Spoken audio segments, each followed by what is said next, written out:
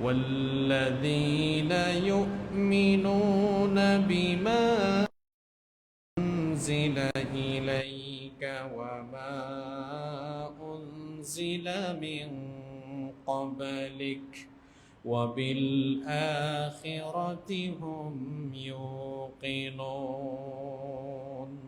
أولئك على هدى من ربهم وأولئك هم المفلحون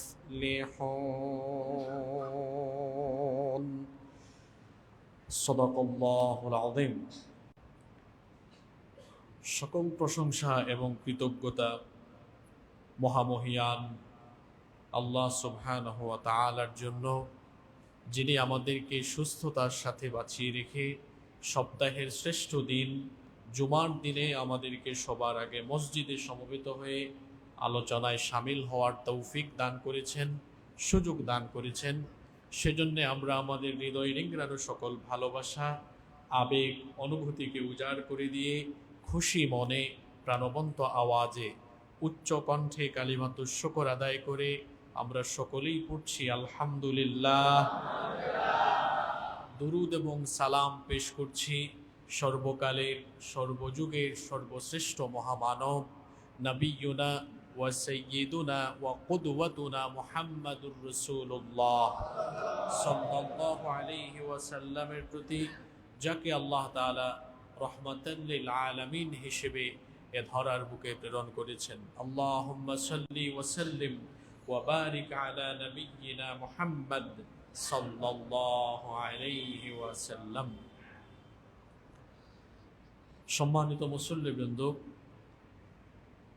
সর্বশেষ জুমার ঘোষণা অনুযায়ী আমরা আজ থেকে কোরআনুল কারীমের ধারাবাহিক তাফসীর শুরু করব ইনশাআল্লাহ। গত বছর আমরা কোনো একটি জুমায় কোরআনুল কারীমের প্রথম সূরা সূরাতুল ফাতিহা এর সংক্ষিপ্ত আলোচনা করেছিলাম।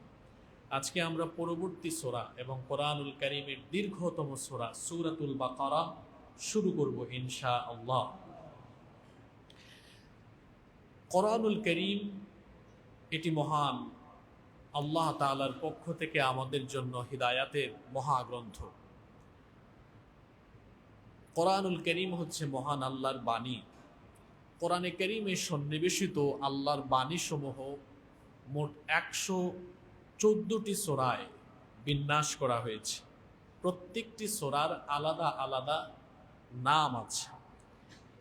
কোরআনুল কারীমের সূরাগুলোর নামকরণ এটি পৃথিবীর কোনো মানুষ কর্তৃক হয়নি, বরং প্রত্যেকটি সূরার নাম যিনি নির্ধারিত করেছেন, সবাই বলি তিনি কে? আল্লাহ। এমনকি কোনো একটি সূরার নাম নবীজি নিজে দেন নাই, সবগুলো সূরার নাম দিয়েছেন কে? আল্লাহ। আল্লাহ তাআলা জিবরিলের মারফতে নবীজিকে জানিয়েছেন। যখনই কোনো আয়াত বা আয়াত সমূহ নবীজির কাছে নাজিল হতো, নবীজির ওহী লেখক সাহাবী ছিলেন যাদেরকে বলা হতো কাতিবে ওয়াহি।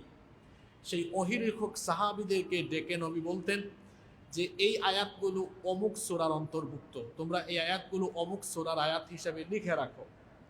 ১৫০০ বৎসর আগে কোরআন যেভাবে নবীজির কাছে এসেছে, এখনো অবধি কোরআন সেই রকমই আমাদের কাছে আছে আলহামদুলিল্লাহ। কোনো প্রকার পরিবর্তন বা পরিবর্তন হয়নি, হওয়ার কোনো সম্ভাবনাও নাই। কত অথেন্টিক করে কোরআনুল কারীমকে লিপিবদ্ধ করা হয়েছে। কোরআনুল কারীমের প্রত্যেকটি সূরার নামকরণ করেছেন আল্লাহ তাআলা। আল্লাহ জিবরিলের মারফতে নবীজিকে জানিয়েছেন, নবীজি তার সাহাবীদেরকে জানিয়েছেন। আর কোরআনুল কারীম সেই যুগে, আপনারা জানেন কোরআন সংকলন হয়েছে মোট কয়বার? 3 বার লিপিবদ্ধ হয়েছে। প্রথমবার নবীজির জামানায়। নবীজির জামানায় কোরআন এইরকম, আমার হাতে আপনারা একটি মুসহাফ দেখছেন, এইরকম গ্রন্থ আকারে নবীজির জামানায় কোরআন ছিল না। নবীজির জামানায় কোরআনকে সংরক্ষণ করা হতো দুটো পদ্ধতিতে। কয়টা পদ্ধতিতে? 2 পদ্ধতিতে। 1 নম্বর হচ্ছে হিফজ, মুখস্থকরণ। যখনই কোনো আয়াত বা সূরা নাজিল হতো, নবীজি মুখস্থ করতেন, আর কিছু সাহাবীরাও ছিলেন, তারাও সাথে সাথে মুখস্থ করতেন। এটা ছিল 1 নম্বর পদ্ধতি। আরেকটা পদ্ধতি ছিল লিখনির মাধ্যমে। সেই জামানায় কাগজ ছিল না, তখন সাহাবীরা নবীজির কাছ থেকে আয়াত শুনে শুনে কেউ লিখে রাখতেন গাছের বাকলে, কেউ লিখে রাখতেন তক্তার উপরে, কেউ চামড়ার মধ্যে লিখে রাখতেন, কেউ পাথরের মধ্যে লিখে রাখতেন। এরকম কোরআন বিক্ষিপ্তভাবে বহুজনের কাছে লেখা ছিল, এক জায়গায় কোরআন লিপিবদ্ধ করা ছিল না। মাসালান ফর এক্সাম্পল, আপনার কাছে সূরা মুজাম্মিল, আপনার কাছে সূরা কাউসার, আপনার কাছে সূরা দুহা, এরকম অনেক সাহাবীদের কাছে বিক্ষিপ্ত আকারে এগুলো ছিল। নবীজির জামানায় কোরআন এভাবে পরিপূর্ণ একটি গ্রন্থাকারে লিপিবদ্ধ হয় নাই। নবীজির পরে আবু বকর রাদিয়াল্লাহু আনহুর জামানায় কাগজের ব্যবহার আরম্ভ হয়, এবং আবু বকর রাদিয়াল্লাহু আনহুর জামানায় দ্বিতীয়বার কোরআনকে লিপিবদ্ধ করা হয়। তৃতীয়বার উসমান বিন আফফান রাদিয়াল্লাহু আনহুর সময়ে এই কোরআনকে লিপিবদ্ধ করা হয়। আমি সংক্ষিপ্ত ইতিহাস বললাম, আজকে বিস্তারিত সেদিকে গেলাম না। তো বলছিলাম এই যে কোরআনুল কারীমের 114টি সূরার নাম আছে, এই প্রত্যেকটি নাম নির্ধারণ করেছেন কে? আল্লাহ তাআলা। এবং নবীজিকে আল্লাহ তাআলা জানিয়েছেন, নবীজি আমাদেরকে এগুলো জানিয়ে গিয়েছেন। আল্লামা ইমাম সুয়ুতি রাহিমাহুল্লাহ তিনি বলছেন কোরআনুল কারীমের প্রত্যেকটি সূরার নাম আল্লাহ কর্তৃক নির্ধারিত। আবার শেখ সুলাইমান আল বুজাইরামি রাহিমাহুল্লাহ তিনি বলছেন আসমাউস সুওয়ারি তিনি বলছেন আখবরাহু জিবরিল আলাইহিস সালাম বিআন্নাহা হাকাযা ফিল লাওহিল মাহফুজ। তিনি বলছেন জিবরিল নবীজিকে যেভাবে জানিয়েছেন, সূরার নামগুলো যেভাবে জানিয়েছেন, ঠিক সেইভাবেই প্রত্যেকটা সূরার নাম লাওহে মাহফুজে সংরক্ষিত আছে। সুবহানাল্লাহ। আবার আল্লামা তাহির বিন আশুর রাহিমাহুল্লাহ তিনি বলছেন ওয়া আম্মা আসমাউস সুওয়ারি ফাকাদ জুইলাত লাহা মিন আহদি নুজুলিল ওয়াহী। তিনি বলছেন ওহী নাজিলের যুগ থেকে, কোরআন নাজিলের যুগ থেকেই প্রত্যেকটি সূরার নাম নির্ধারিত হয়ে আছে, এর মধ্যে কোনো পরিবর্তন হয়নি, হওয়ার কোনো সম্ভাবনাও নাই। সম্মানিত মুসল্লিবৃন্দ, এই যে কোরআনুল কারীমের 114টা সূরার বিভিন্ন নাম আছে, এই নামগুলো নামকরণ হওয়ার কিছু পদ্ধতি বা উপায় রয়েছে। প্রথমত, অধিকাংশ বা বেশিরভাগ সূরাই নামকরণ হয়েছে এমনভাবে যে অধিকাংশ ক্ষেত্রেই সূরার ভেতরে ব্যবহৃত কোনো শব্দকেই সেই সূরার নাম হিসেবে বেছে নেওয়া হয়েছে। যেমন কোরআনের সর্বশেষ সূরার নাম কি? সূরা নাস। এই নাস শব্দটা ওই সূরায় আছে না নাই? কুল আউযু বিরাব্বিন নাস। আবার এর আগের সূরা সূরা ফালাক, কুল আউযু বিরাব্বিল ফালাক। সূরা নাসর, ইযা জাআ নাসরুল্লাহি, নাসর শব্দ আছে। সূরা লাহাব, তাব্বাত ইয়াদা আবি লাহাবিউ ওয়া তাব। সূরা কাফিরুন, কুল ইয়া আইয়ুহাল কাফিরুন। সূরা মাউন, ওয়া ইয়ামনাউনাল মাউন। সূরা কাউসার, ইন্না আ'তাইনাকাল। সূরা কুরাইশ, লিইলাফি কুরাইশ। সূরা ফিল, আলাম তারা কাইফা ফাআলা রাব্বুকা বিআসহাবিল ফিল। সূরা ইয়াসিন, ইয়াসিন। সূরা তাকাসুর, আলহাকুমুত তাকাসুর। সূরা আসর, ওয়াল আসর। সূরা রহমান, আর রহমান। আল্লামাল কুরআন। সূরা দুহা, ওয়াদ দুহা। সূরা তিন, ওয়াত তিন। সূরা নাশরাহ, আলাম নাশরাহ। এভাবে কোরআনের বেশিরভাগ সূরার নামকরণ হয়েছে ওই সূরার ভেতরে উল্লেখ থাকা কোনো একটা শব্দকে কেন্দ্র করে। এটা হচ্ছে এক। দুই নাম্বার, কোন সূরা নামকরণ করা হয়েছে ওই নাম ওই সূরার ভেতর, ওই শব্দ ওই সূরার ভেতরেই নাই। কোন সূরা এমন শব্দ দিয়ে নাম রাখা হয়েছে ওই শব্দ ওই সূরার ভেতরেই নাই। যেমন সূরা ফাতিহা, আলহামদুলিল্লাহ রাব্বিল আলামিন। এই পুরো সূরার ভেতরে, এই সূরা আপনাদের মুখস্থ আছে না? পুরো সূরার ভেতরে ফাতিহা শব্দ আছে। সূরা ইখলাস, কুল হুয়াল্লাহু, এই সূরার ভেতরে ইখলাস শব্দ আছে? নাই। তাহলে বোঝা গেল কোরআনের কিছু সূরা আছে যে শব্দ দিয়ে ওই সূরার নাম রাখা, ওই শব্দ ওই সূরার ভিতরে নাই। তাহলে এই সূরার নামগুলো কিভাবে রাখা হলো? ওই সূরার বিষয়বস্তু, ওই সূরার শিক্ষা, ওই সূরার মুখ্য উদ্দেশ্যকে কেন্দ্র করে ওই সূরার নাম রাখা হয়েছে। যেমন সূরা ফাতিহার নাম ফাতিহা কেন?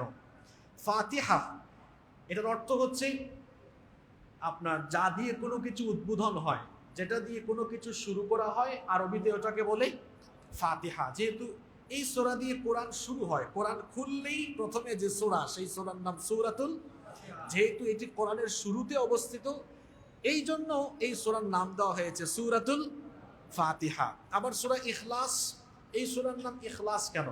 কারণ এই সূরার ভেতরে তাওহীদের আলোচনা আছে, এই জন্য সূরার নাম দেওয়া হয়েছে কি? ইখলাস। তাহলে মনে রাখবেন, কোরআনের সূরাগুলোর নামকরণের প্রথম উপায়, প্রথম পদ্ধতি বলেছি, সূরার ভেতরে থাকা কোনো শব্দকে বেছে নিয়ে ওই সূরার নামকরণ। অনেকগুলো উদাহরণ দিলাম। 2 নাম্বার, ওই শব্দের কোনো উল্লেখই নাই, বিষয়বস্তুকে কেন্দ্র করে সূরার নামকরণ।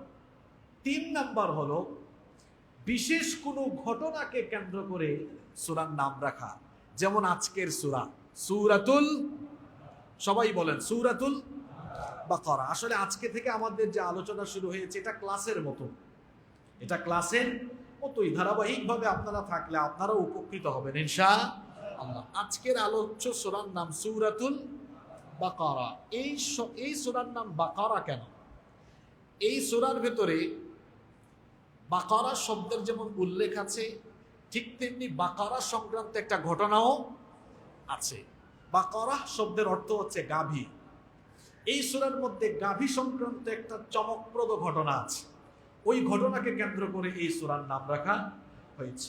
এইরকম কোরআনে কারীমের আরো কিছু সূরা আছে যেগুলো বিশেষ বিশেষ ঘটনাকে কেন্দ্র করে সূরার নাম দেওয়া হয়েছে। তাহলে কোরআনে কারীমের সূরার নামকরণের পদ্ধতি বললাম কয়টা?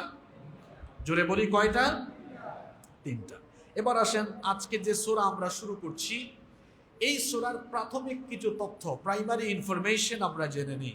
সূরার নাম হলো সূরাতুল বাকারা। আমরা সবাই জানি কোরআনুল কারীমের সূরাগুলো 2 ভাগে বিভক্ত। কিছু সূরাকে বলা হয় মাক্কিয়া, কিছু সূরাকে বলা হয় মাদানিয়া। যেগুলো হিজরতের আগে মক্কায় নাজিল হয়েছে সেগুলোকে বলা হয় মাক্কিয়া, আর যেগুলো মদিনায় হিজরতের পরে মদিনায় নাজিল হয়েছে সেগুলিকে বলা হয় মাদানিয়া। সূরাতুল বাকারা, এই সূরাটি হচ্ছে মাদানিয়া, কারণ এটি মদিনায় অবতীর্ণ হয়েছে। এই সূরা কোরআনুল কারীমের প্রথম পারায় অবস্থিত। সূরার সিরিয়াল নাম্বার হচ্ছে 2। সূরা ফাতিহার পরেই হচ্ছে এই সূরা, এবং এই সূরার আয়াত সংখ্যা হচ্ছে 286। সূরা বাকারার আয়াত সংখ্যা কত? এটি হচ্ছে কোরআনুল কারীমের দীর্ঘতম সূরা। এত দীর্ঘ সূরা, প্রায় 2.5 পারা এই সূরা দখল করে ফেলেছে। আল্লাহু আকবার। কোরআনে কারীমে এটি হচ্ছে সবচেয়ে বড় সূরা। কোরআনে কারীমে কিছু সূরা আছে 6 পৃষ্ঠা, 7 পৃষ্ঠা, 1 পাতা 2 পাতাও আছে, একদম 1.5 লাইনেরও আছে, 2 লাইনেরও আছে। বিশেষ করে আমপাড়া যেটাকে আমরা বলি, শেষ পাড়ায় দেখবেন আপনারা সর্বশেষ 12-13টি সূরা। খুব ছোট না? ছোট। তা আমিও যখন ছোট ছিলাম এই বিষয়টা মাথায় আসতো বেশি, যখন মক্তবে পড়তাম, বিশেষ করে তখন মক্তবে যখন পড়তাম মাথায় আসতো, বুঝতাম না। আল্লাহ তাআলা কোরআনে কারীমে প্রথম প্রায় 25 পারা পর্যন্ত সব বড় বড় সূরা দিয়েছেন, আর প্রথম দিকে আপনি দেখবেন 12-13 পারা পর্যন্ত সব বড় বড় সূরা। সূরা বাকারাই তো আছে প্রায় 3 পারা জুড়ে, 2.5 পারারও বেশি বিস্তৃত। এত বড় বড় সূরা, আর শেষের দিকে গিয়ে ছোট্ট ছোট্ট সূরা। এগুলো আল্লাহ কেন দিলেন? পরে যখন মক্তবে হুজুর নামাজ শেখানো আরম্ভ করলেন, পরে বুঝছি এই ছোট ছোট সূরা দেওয়ার ফায়দা আছে। যদি এই ছোট ছোট সূরাগুলো না থাকতো, তাহলে নামাজে যে ছোট ছোট সূরাগুলো দিয়ে আমরা 5 ওয়াক্ত নামাজ আদায় করি, এগুলো না থাকলে আমরা মুশকিলে পড়ে যেতাম। ঠিক না বেঠিক? এই সূরাগুলো ছোট হলেও এগুলোর মর্মার্থ অনেক গভীর। যেমন সূরা আসর, এটা সম্পর্কে ইমাম শাফিঈ রাহিমাহুল্লাহ বলেছেন, লাউ তাদাব্বারান নাসু হাদিহি সূরা লাওয়াসআতহুম। মানুষ যদি ছোট্ট এই সূরাটি বুঝতে পারে, তাহলে তার হেদায়েতের জন্য এই সূরাটি যথেষ্ট হয়ে যাবে। সুবহানাল্লাহ। সাইজ ছোট, কিন্তু এর ভেতরে যে ইলমের গভীরতা আছে সেটা অনেক বেশি। তো বলছিলাম সূরা বাকারা এটি হচ্ছে কোরআনুল কারীমের দীর্ঘতম সূরা। এই সূরার রুকু সংখ্যা হচ্ছে 40। সূরা বাকারার বিশেষ কিছু বৈশিষ্ট্য রয়েছে, আমি তোর মধ্যে 5টি বৈশিষ্ট্য আপনাদের সামনে তুলে ধরছি। নাম্বার 1, এটি হচ্ছে কোরআনের সবচেয়ে লম্বা সূরা, যার আয়াত সংখ্যা 286। নাম্বার 2, 2 নাম্বার, এই সূরার ভেতরেই আছে কোরআনের সবচেয়ে বড় আয়াত, দীর্ঘতম আয়াতও এই সূরার ভেতরে, যেটা 282 নাম্বার আয়াত। পয়েন্টগুলো মনে রাখবেন। সূরা বাকারা কোরআনের সবচেয়ে বড় সূরা। আবার কোরআনের সবচেয়ে বড় আয়াত, লম্বা আয়াত কোন সূরায় আছে? সূরা বাকারায় 282 নম্বর আয়াত। আবার কোরআনের সবচাইতে দামি আয়াতও এই সূরার ভেতরে আল্লাহ দিয়ে দিয়েছেন। সুবহানাল্লাহ। ওই আয়াতের নাম কি?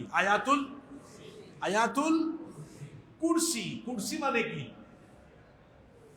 কুরসি মানে চেয়ার। কুরসি মানে, দুনিয়াতে মারামারি বেশি কিসের জন্য? আপনারা তো আসতে বললেন। দুনিয়াতে মারামারি, ঠেলাঠেলি, খুন খারাপি, সব ঝামেলা কিসের জন্য? চেয়ারের জন্য। এই গদি সমস্যার সমাধান এই সূরার ভেতরে আছে। গদি সমস্যার সমাধান এই সূরার ভেতরে আছে। দুনিয়াতে কারো গদি চিরস্থায়ী নয়। এটা বোঝার জন্য অফিসে যে চেয়ারে বসেন, ওই চেয়ারের পিছনে একটা সাইনবোর্ড থাকে। ওই চেয়ারে এর আগে কে কে বসেছেন, কত তারিখ থেকে কত তারিখ পর্যন্ত, দেখবেন ওটা লেখা আছে। কি বলেন, আছে না নাই? একেবারে ইউনিয়নের চেয়ারম্যান, উপজেলার চেয়ারম্যান, সিটি কর্পোরেশনের মেয়র, এমপি, মন্ত্রী, প্রধানমন্ত্রী, সব লেখা আছে না নাই? তো চেয়ারে বসে খালি সামনের দিকে তাকায়, তো পিছনে তাকায় না। এজন্য যা মন চায় তাই করে। মাঝে মাঝে একটু পিছনের দিকে তাকায়েন। আপনার আগেও এই চেয়ারে অনেকে বসেছেন, চলে গিয়েছেন, কিন্তু আপনি পেছনে তাকান না, উপলব্ধি করেন না। এজন্য মাঝে মাঝে বিষয় হয় এমন, যে যখন বসে চেয়ারে তখন উঠে যায় মারাত্মক গিয়ারে। তো গিয়ারে উঠে মন যা চায় তাই করে। তো চেয়ারে উঠার পরে বেশি গিয়ার বাড়াইয়া দিয়েন না, কারণ আপনার আগেও চেয়ার থেকে অনেকে নেমে গিয়েছেন। আর আপনি যদি মাথা ঠিক না রেখে গিয়ার বেশি বাড়াইয়া দেন, তাহলে রাস্তায় চলতে গিয়ে গিয়ার উলট পালট লাগাইলে যেমন গাড়ি রাস্তা থেকে খালে বিলে অথবা খাদে পড়ে যাবে, চেয়ারে বসে মাথা গরম করে আপনি যদি গিয়ার মানে বেশি বাড়িয়ে দেন, অতিরিক্ত বাড়িয়ে দেন, তাহলে জিল্লতি বেজ্জতির সাথে চেয়ার থেকে নেমে যেতে হয়, ওই যে টাকলা মুরাদের মতো।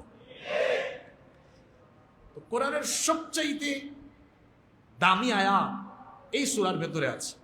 নাম্বার 4, 4 নাম্বার, এই সূরাটির ব্যাপারে নবীজি বলেছেন, এই সূরার তেলাওয়াতকারীদের পক্ষে এই সূরা কিয়ামতের দিনে সুপারিশ করবে। সুবহানাল্লাহ। নাম্বার 5, 5 নাম্বার, এই সূরার ভেতরে আল্লাহ ইসমুল্লাহিল আযম, ইসমে আযম আল্লাহ তাআলা দিয়েছেন। সুবহানাল্লাহ। ইসমে আযম হচ্ছে আল্লাহর এমন নাম, যে নাম দিয়ে আল্লাহকে ডাকলে, যে নামে ডাকলে পরে, দোয়া করলে পরে আল্লাহ ওই দোয়া আর ফিরাইয়া দেন না। সুবহানাল্লাহ। সূরা বাকারার কয়টা বৈশিষ্ট্য বললাম? 5টা। এবার আসেন এই সূরার ফজিলত আমরা জানি। সূরাতুল বাকারা এটি কোরআনুল কারীমের বিশেষ ফজিলতপূর্ণ একটি সূরা। তিরমিজির বর্ণনায় হাদিস এসেছে। হাদিসটি বর্ণনা করেছেন সর্বাধিক হাদিস বর্ণনাকারী সাহাবী সাইয়্যিদুল মুহাদ্দিসিন আবু হুরায়রা রাদিয়াল্লাহু আনহু। তিনি বলছেন, রাসূল করিম, আমরা বলি সাল্লাল্লাহু আলাইহি ওয়াসাল্লাম বলেছেন, লিকুল্লি শাইইন সানাম ওয়া ইন্না সানামুল কুরআনি সূরাতুল বাকারা। আল্লাহর নবী বলেছেন, প্রত্যেকটি জিনিসের উচ্চতা রয়েছে, আর কোরআনের উচ্চতা হলো সূরাতুল বাকারা। ইমাম আহমদ বিন হাম্বল তার মুসনাদের ভেতরে হাদিস নিয়ে এসেছেন। তিনি বলেছেন, আল্লাহর নবী বলেছেন, আল বাকারাতুস সানামুল কুরআনি ওয়া দুরওয়াতুহু নাযালা মা কুল্লি আয়াতিন মিনহা 80 মালাকা। আল্লাহর নবী বলেছেন, সূরাতুল বাকারা হলো কোরআনের কুজ এবং এটি হলো তার উচ্চতা।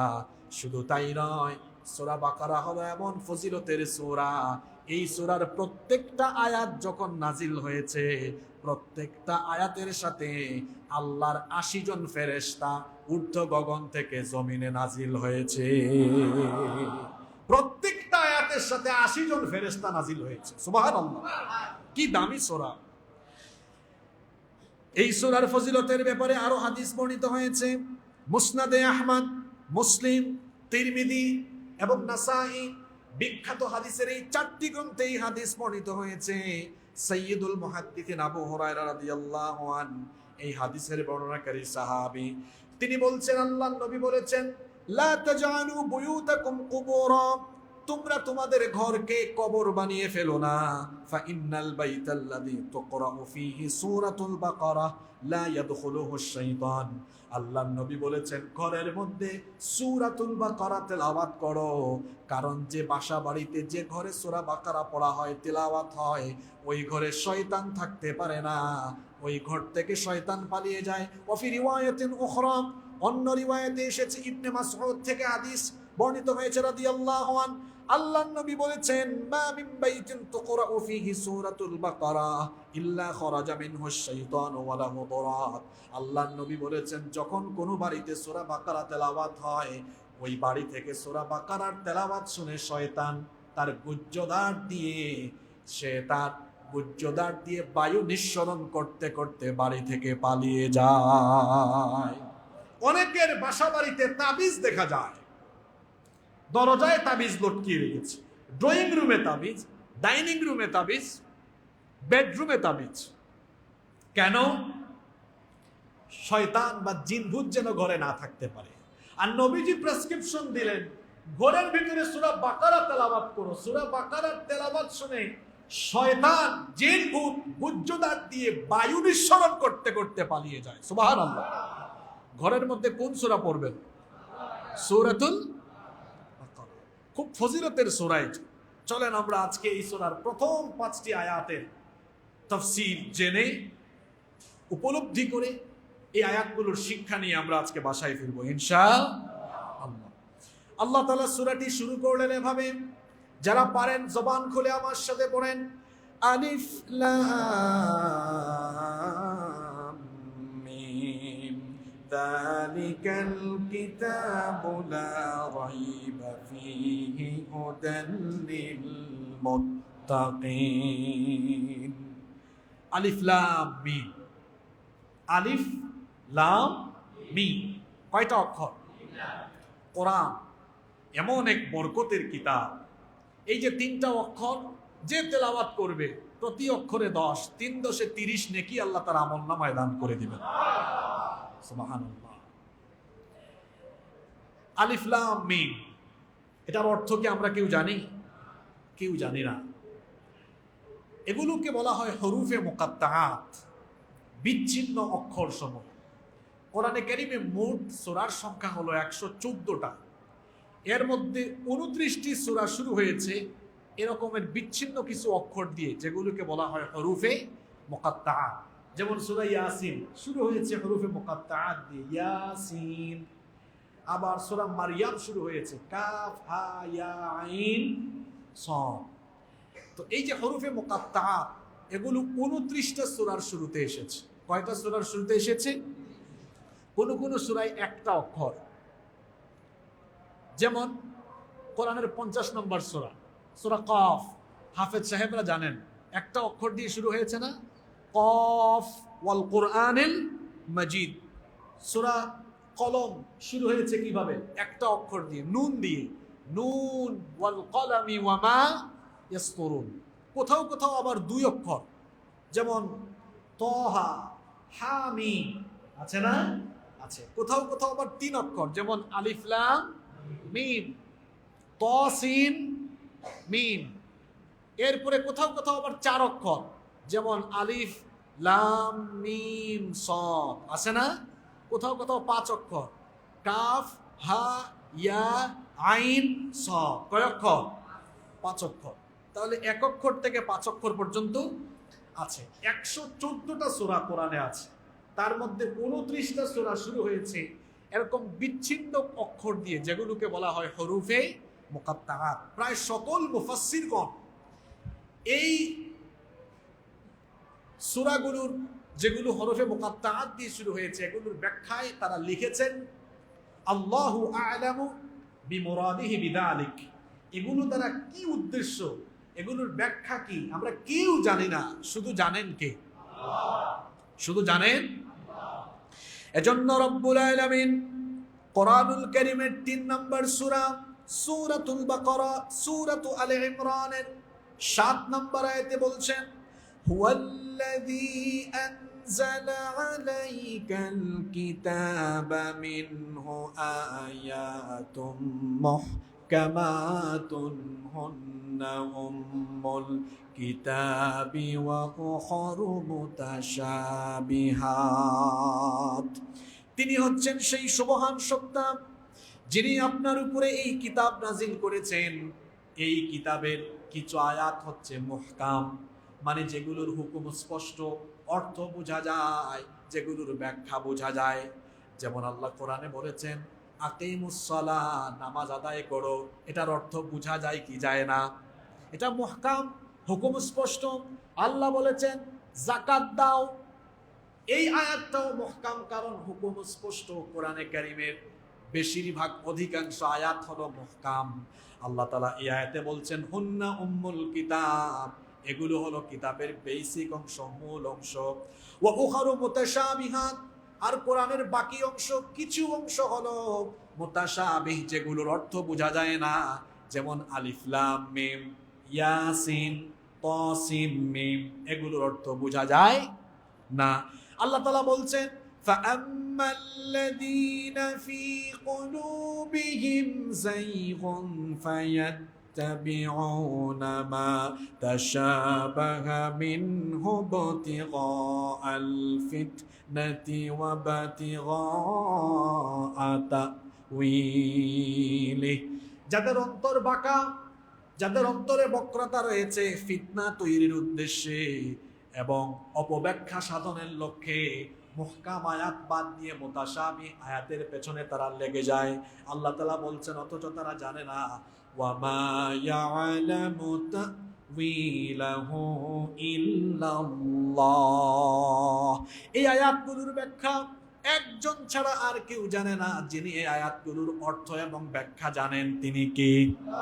আল্লাহ তাআলা বলছেন والراسخون في العلم يقولون آمنا به كل من عند ربنا وما يذكر إلا أولو الألباب। আর জ্ঞানে পরিপক্ক লোকেরা, যারা সত্যিকারের জ্ঞানী, এরা এই আয়াতগুলো তেলাওয়াত করে আর তারা বলে আমান্না বিহ, এগুলোর অর্থ না জানলেও অসুবিধা নাই, আমরা এগুলোর উপরে ঈমান এনেছি। আল্লাহু আকবার। তারা আরো বলে কুল্লুম মিন ইনদি রাব্বিনা, আমরা বিশ্বাস করি এগুলো আমাদের রবের তরফ থেকে নাজিল হয়েছে। কোরআনে কারীমের প্রত্যেকটা অক্ষর যার তরফ থেকে এসেছে তিনি কে? তাহলে সূরা বাকারার প্রথম আয়াত আলিফ লাম মিম, হুরুফে মুকাত্তাআ, মুতাশাবিহ আয়াত, অর্থ জানি না কিন্তু আমরা ঈমান রাখি, কারণ এগুলো যার তরফ থেকে এসেছে। জুড়ে বলেন তো তিনি কে? এখন আপনাদের প্রশ্ন হতে পারে হুজুর, যেটার অর্থ আমরা বুঝি না, আল্লাহ এই রকমের 29টা সূরার শুরুতে এ ধরনের শব্দ, অক্ষর, বর্ণমালা দিয়েছেন কেন? কিছু কারণও আছে না নাই?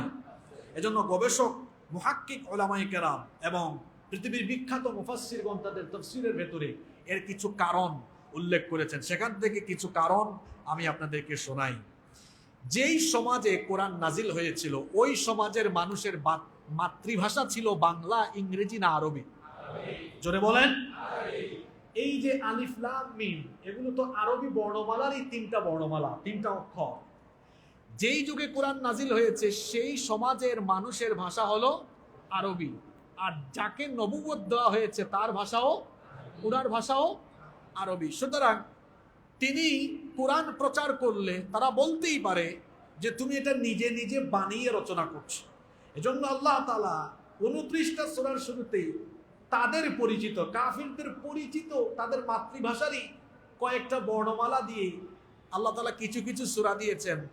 আর চ্যালেঞ্জ ছুড়ে দিয়েছেন, যারা বলো যদি কেউ বলো কোরআন মানুষের দ্বারা রচনা করা সক্ষম, তো দেখো বিভিন্ন সূরার শুরুতে তোমাদের পরিচিত অক্ষর দিয়েছি, এই অক্ষর দিয়ে পারলে কোরআনের মতো কোরআন বানাও। পৃথিবীর কাফিররা পেরেছে? পারার সম্ভাবনা আছে? তাহলে কি কারণে এরকম বিচ্ছিন্ন বিচ্ছিন্ন অক্ষর কোরআনের 29টা সূরার শুরুতে দেওয়া হয়েছে? 1 নাম্বার কারণ বললাম। 2 নাম্বার, কোন মুফাসসির বলেছেন এগুলো হলো শপথ বাক্য, এগুলো দ্বারা আল্লাহ শপথ করেছেন। নাম্বার 3 নাম্বার, কোন মুফাসসির বলেছেন এগুলো হচ্ছে কোরআন বা ওই সূরাগুলোর ভূমিকা যেগুলো দিয়ে আল্লাহ ওই সূরাগুলো শুরু করেছেন। নাম্বার 4, 4 নাম্বার কোন মুফাসসির বলেছেন এগুলো হচ্ছে ওই সূরার আরেকটা ভিন্ন নাম।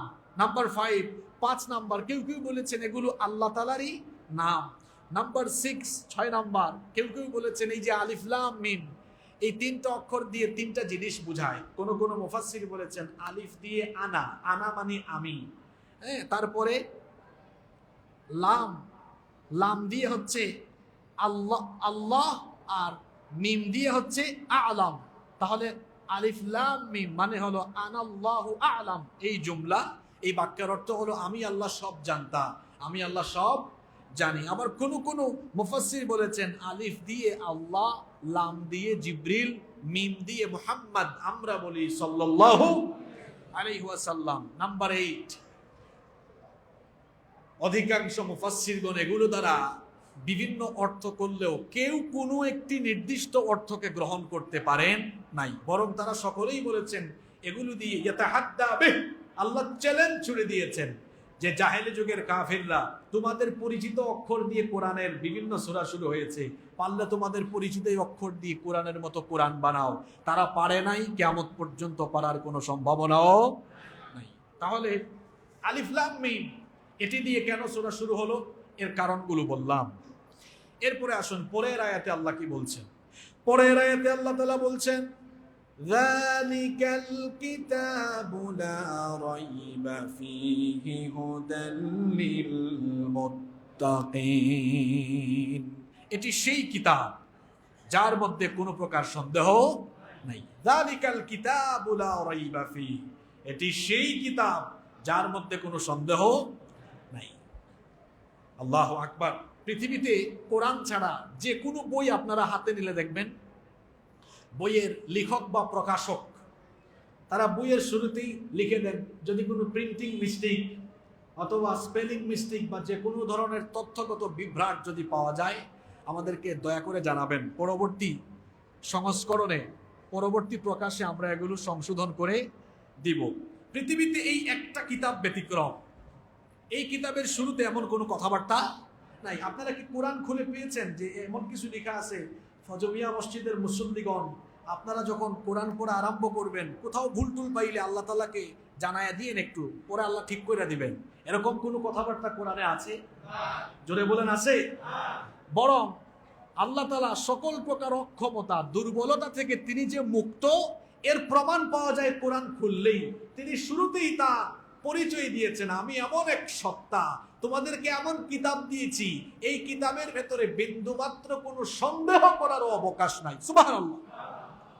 এমন এক কিতাব আল্লাহ আমাদেরকে দিয়েছেন, আলহামদুলিল্লাহ পড়ি আমরা। আরবি গ্রামার যাদের জানা আছে, যালিকা শব্দটি দূরবর্তী বিষয়কে ইঙ্গিত করার জন্য ব্যবহার করা হয়। যালিকা মানে ওইটা, যেটাকে ইংরেজিতে আমরা দ্যাট বলি, এটা গ্রামাটিক্যাল রুলস। যালিকা শব্দটা দূরবর্তী কোনো জিনিসকে ইঙ্গিত করার জন্য ব্যবহার হয়। প্রশ্ন হতে পারে এখানে যালিকাল কিতাব, ওই কিতাব বলে কোন কিতাব বোঝানো হয়েছে? কোন মুফাসসির বলেছেন যালিকাল কিতাব বলে পূর্ববর্তী তাওরাত এবং ইনজিলকে বোঝানো হয়েছে। কারণ এই সূরা নাজিল হয়েছে মদিনায় যাওয়ার পরে। মদিনায় অনেক ইহুদি ছিল, অনেক খ্রিস্টানদের কাছে তখন দাওয়াত ছড়িয়ে যাচ্ছে। আল্লাহ তাআলা যালিকাল কিতাব এই সূরার শুরুতে এজন্য দিয়েছেন ইহুদি খ্রিস্টানরা যেন মনে না করে যে কোরআন এটা নতুন করে কোনো কিতাব এসেছে, বরং যালিকাল কিতাব বলে আল্লাহ বোঝাতে চাইছেন যে এই রকমের একটা সর্বশেষ আসমানি গ্রন্থ যে দেওয়া হবে এটা তোমাদের ওই কিতাব, তোমাদের পূর্ববর্তী আসমানি কিতাব তাওরাত এবং ইনজিলের ভেতরে এই ভবিষ্যৎবাণী আগে থেকেই করা হয়েছে। সুবহানাল্লাহ। যেন কোনো মুফাসসির বলেছেন যে যালিকা দিয়ে এই কারণে আয়াত শুরু করা হয়েছে, যালিকা দিয়ে ওই পূর্ববর্তী দূরবর্তী সময়ে যে কিতাব নাজিল হয়েছে সেগুলোকে ইঙ্গিত করা হয়েছে। এরপরে কোনো মুফাসসিরের ব্যাখ্যায় বলেছেন যে আলিফ লাম মিম দেওয়ার পরে যালিকাল কিতাব লা রাইবা ফি, এটা আলিফ লাম মিমের পরেই আল্লাহ কেন দিয়েছেন? আল্লাহ তো চাইলে এই আয়াতটা আরো 4-5 আয়াত পরে দিতে পারতেন না, কিন্তু বিন্যাসটা এমন হলো কেন? সুবহানাল্লাহ, বিন্যাসটা এমন হয়েছে কেন? আলিফ লাম মিম প্রথম আয়াতের পরেই কেন এই আয়াত? সংশ্লিষ্টতা আছে, সম্পর্ক আছে। যেই যুগে কোরআন নাজিল হচ্ছে সেই যুগে কাফেররা যেন এরকম কথা না বলে যে মুহাম্মদ, আমরা বলি সাল্লাল্লাহু আই ওয়াসাল্লাহ, আমাদের এলাকায় জন্ম হয়েছে, আমাদের চোখের সামনে বড় হয়েছে, হঠাৎ করে সে এমন কি বলছে, এগুলো কি নিজে নিজে বানিয়ে বলে নাকি? আল্লাহ এই কথা বলা বন্ধ করে দিলেন, আলিফ লাম মিম দিলেন, এগুলো তোমাদের মাতৃভাষারই অক্ষর, পারলে এগুলো দিয়ে অক্ষর বানাও, এগুলো দিয়ে শব্দ বানাও, কোরআন বানাও। এরা পারে নাই, যখন তারা পারে নাই, নবীজি তখন পরবর্তী আয়াতে বলছেন, আর সন্দেহ করো না, সংশয় করো না, এটা মানব রচিত কিতাব নয়, এটা এমন কিতাব যেখানে সন্দেহ করার কোনো জিনিসই নাই। সুবহানাল্লাহ। যালিকাল কিতাবু লা রাইবা ফীহ, এটা সেই কিতাব যার ভেতরে কোনো প্রকার সন্দেহ করার মতো কিছুই নাই। এরপরে রব্বুল আলামিন বলছেন, এটা তো এমন কিতাব যেই কিতাবের ভেতরে সন্দেহের কিছু নাই, যার মাধ্যমে আমরা কোরআন পেলাম, তিনি নিজে থেকে এই কোরআনের ভেতরে কিছু ঢুকিয়ে দেন নাই। কোরআন সম্পূর্ণ আল্লাহর তরফ থেকে এসেছে, কোনো কিছু নবীজির কাছ থেকে এখানে সন্নিবেশিত হয় নাই। এজন্য আল্লাহ সূরা নজমের মধ্যে বড় সুন্দর করে বলেছেন, ওয়ামা ইয়ানতিকু আনিল হাওয়া ইন হুয়া ইল্লা ওয়াহয়ুন ইউহা। আমার নবী তার মনোবৃত্তির অনুসরণ করে কোনো কথা বলেন না, তিনি যা বলেন সেগুলো হলো ওহী, তিনি যা বলেন সেগুলো আল্লাহর তরফ থেকে ওহী হিসাবে তার কাছে এসেছে। আল্লাহ তাআলা অন্য আয়াতে বলেছেন, কোরআনুল কারীমের 69 নম্বর সূরা সূরাতুল হাক্কা এর 45 নম্বর আয়াত থেকে আল্লাহ তাআলা আরো সুন্দর করে বললেন, ওয়ালাউ তাকাওয়ালা আলাইনা বা'দাল আকাওয়িল লাআখাযনা মিনহু বিল ইয়ামিন সুম্মা লাকাতা'না মিনহুল ওয়াতিন। আল্লাহ তাআলা বলছেন, আমার না বলা কোনো বিষয় যদি নবীজি আমার নামে কোরআনে কারিমে ঢুকিয়ে দিতেন, তাহলে আমি আমার নবীকে ছাড় দিতাম না, আমি সঙ্গে সঙ্গে আমার নবীর ডান হাতকে চেপে ধরে নবীর এই ঘাটটাকে আমি আল্লাহ নিজেই কেটে ফেলে দিতাম। আল্লাহু আকবার! কত অথেন্টিক কথাবার্তা আল্লাহ বলেছেন। এই কিতাবের একটা অক্ষরও আমার নবী নিজে বানায়া ঢুকায় দেন নাই।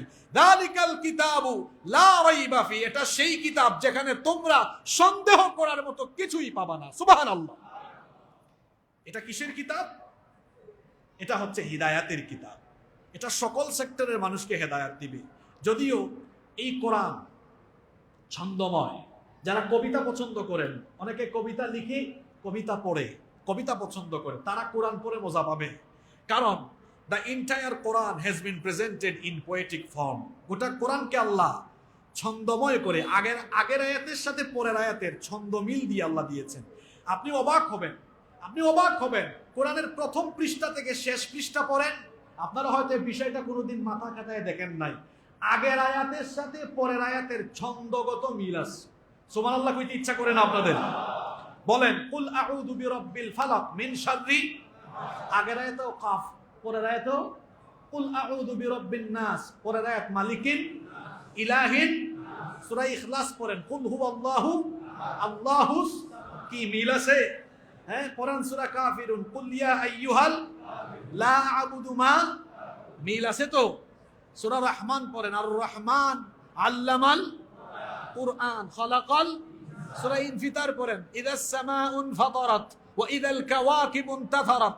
কোন সূরা পড়বেন, কোন পৃষ্ঠা পড়বেন, কোন আয়াত পড়বেন, যেখানেই যাবেন আগের সাথে পরের আয়াতের ছন্দ মিল পাবেন। সুবহানাল্লাহ। ৬,০০০-এর উপরে আয়াত, চিন্তা করেছেন আপনি? আগের আয়াতের সাথে পরের আয়াতের ছন্দগত মিল। কবি সাহিত্যিকরা মজা পাবে, ইতিহাসবিদরা কোরআন পড়লে মজা পাবে, কারণ কোরআনে ঐতিহাসিক ঘটনা আছে।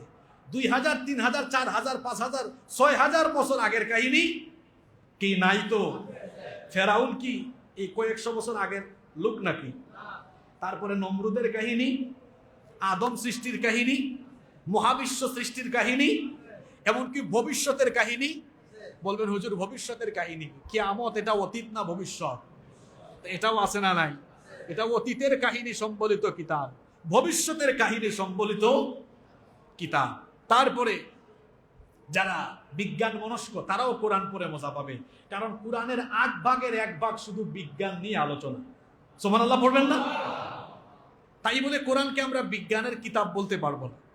এখানে ছন্দমিল আছে বলে এটাকে আমরা কবিতার কিতাব বলতে পারবো না। এখানে ঐতিহাসিক তথ্য আছে বলে এটাকে আমরা ইতিহাসের কিতাব বলতে পারবো না। তাহলে কোরআনকে আমরা কি বলবো? আল্লাহ বলে দিয়েছেন এটা হলো হিদায়াতের কিতাব। এটা কিসের কিতাব? কবি সাহিত্যিক কোরআনের কাছে আসলে হেদায়াত পাবে, চিকিৎসক হিদায়াত পাবে কোরআনের কাছে আসলে, বিজ্ঞানীও হিদায়াত পাবে। অর্থাৎ কোরআনের কাছে যারাই হেদায়াতের মন মানসিকতা নিয়ে আসবে তাদেরকেই হেদায়াত দেওয়া হবে। তবে হেদায়াতের মালিক কে? কোন নবী রাসূলও হেদায়াতের মালিক। যদি নবী রাসূল হেদায়াতের মালিক হইতেন তো কোন নবী তার বউকেও হেদায়াত করতে পারেন নাই। উদাহরণ কি? নূহ আলাইহিস সালামের স্ত্রী বউকে হেদায়াত দিতে পেরেছেন? কোন নবী তার বাপকে হেদায়াত দিতে পারেন নাই। উদাহরণ কি? ইব্রাহিম আলাইহিস সালামের বাবা। কোন নবী তার চাচাকে হেদায়েত দিতে পারেন নাই। যেমন আমাদের নবী মুহাম্মদুর রাসূলুল্লাহ সাল্লাল্লাহু, আবু লাহাব আবু জাহালকে হেদায়েত দিতে পেরেছেন? হেদায়েত কোনো মানুষ দিতে পারে না, কোনো পয়গম্বর দিতে পারে না, কোনো ফেরেশতা দিতে পারে না। হেদায়েতের মালিক কে? এখন আমরা কোরআনের হেদায়েত চাই কি চাই না? সবাই হেদায়েত চান তো? তাহলে কোরআনের হেদায়েত পেতে হলে আপনাদেরকে একটি গুণে গুণান্বিত হতে হবে। এই কথা আল্লাহ আয়াতে বলছেন। কোরআনের হিদায়াত যদি পেতে চাই তাহলে আমাদেরকে কি করতে হবে? এবার আল্লাহ এই আয়াতের পরের অংশে সেই কথা বলছেন, হুদাল লিল মুত্তাকিন। এটা মুত্তাকিদের জন্য হেদায়াত, অর্থাৎ মুত্তাকি যারা কোরআনের হেদায়াত পেয়ে যাবে তারা। সুবহানাল্লাহ। তাহলে কোরআনের হেদায়াত পেতে হলে কি হতে হবে? মুত্তাকি হতে হবে। মুত্তাকি কারা? মুত্তাকি তারা তাকওয়াবান যারা। এই তাকওয়া শব্দটি শুনতে আপনাদের কান টায়ার্ড হয়ে গিয়েছে। তাকওয়া শব্দের ব্যাখ্যা যদি আমি এক বাক্যে বলি, তাকওয়া মানে হচ্ছে গোপনে প্রকাশ্যে আল্লাহকে ভয় করে আল্লাহর সব হুকুম আনুগত্যের সাথে মেনে চলা, আল্লাহর সকল নিষেধগুলোকে বর্জন করা। এটার নাম হলো তাকওয়া। তাকওয়া মানে হচ্ছে আল্লাহকে ভয় করা। আমরা আল্লাহকে ভয় করি তো? আমরা আল্লাহকে ভয় করি কি করি না কর্মকাণ্ডে বোঝা যাবে। আমি মুখে বললাম আল্লাহকে ভয় করি, কিন্তু বেচারা টাটকা সুদখোর, সে কি আসলেই আল্লাহকে ভয় করে? মুখে বলে আল্লাহকে ভয় করে কিন্তু দুর্নীতি করে, সুদ খায়, ঘুষ খায়, চাঁদাবাজি করে, টেন্ডারবাজি করে, গুনাহ আর গুনাহ, পাপ আর পাপ, কোনো পাপ থেকে নিজেকে সেফ রাখতে পারে না। তাহলে সে ব্যক্তি কি সত্যিকার অর্থে আল্লাহকে ভয় করে? আল্লাহকে ভয় করার অর্থ হলো, ওই যে আমি উদাহরণ দিই, বাইম মাসের মতো হতে হবে। মুত্তাকি হতে হলে বাইম মাসের মতো হতে হবে। বাইম মাস চিনেন তো? এটা পানিতে থাকে না, কাদায় থাকে। থাকে কাদায়। আমি নিজেও ছোটবেলায় অনেক বাইম মাছ ধরেছি। কাদার ভেতরে থাকে, একদম 2 ফুট 3 ফুট ভিতরে, কাদার ভিতরে থাকে। কিন্তু এটা কাদার ভেতর থেকে বের করে এনে মাছ রাখার পাত্রকে চট্টগ্রামে আপনারা আঞ্চলিক ভাষায় কি বলেন? সিলেটে, আমাদের সিলেটে এটাকে খলই বলে। খলই মাছ রাখে না, অনেক অঞ্চলে এটাকে খলই বলে। বা মাছ রাখার পাত্রতে বাইম মাছ যখন রাখা হয় তখন কি আর তার গায়ের মধ্যে কোনো কাদা থাকে?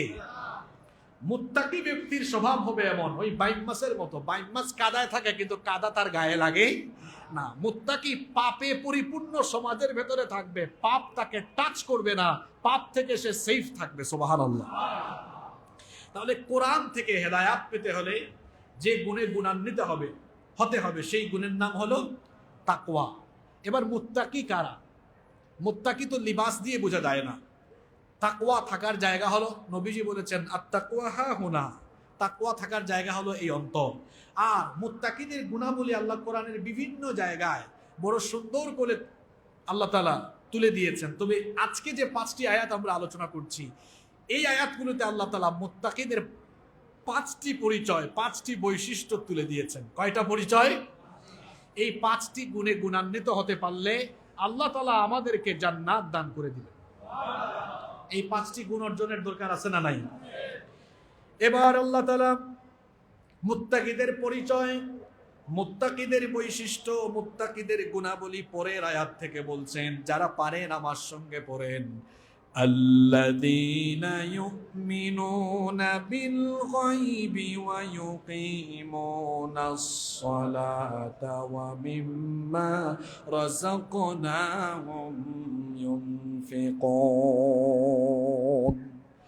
আল্লাযীনা ইউমিনুনা বিল গায়ব। এক নাম্বার মুত্তাকি তারা গায়বের প্রতি ঈমান আনে যারা। গায়ব শব্দটি হচ্ছে আরবি, এটার অর্থ হলো অদৃশ্য, যেটা দেখা যায় না। গায়ব হচ্ছে এমন কিছু বস্তু বা এমন কিছু বিষয় যা চোখে দেখা যায় না, কানে শোনা যায় না, নাক দিয়ে ঘ্রাণ নেওয়া যায় না, জিহ্বা দিয়ে স্বাদ নেওয়া যায় না, হাত দিয়ে স্পর্শ করা যায় না, পঞ্চ ইন্দ্রিয় দিয়ে যা অনুভব করা যায় না। তাহলে মুত্তাকিদের প্রথম গুণ হবে, প্রথম পরিচয়, এরা গায়বের প্রতি ঈমান আনবে।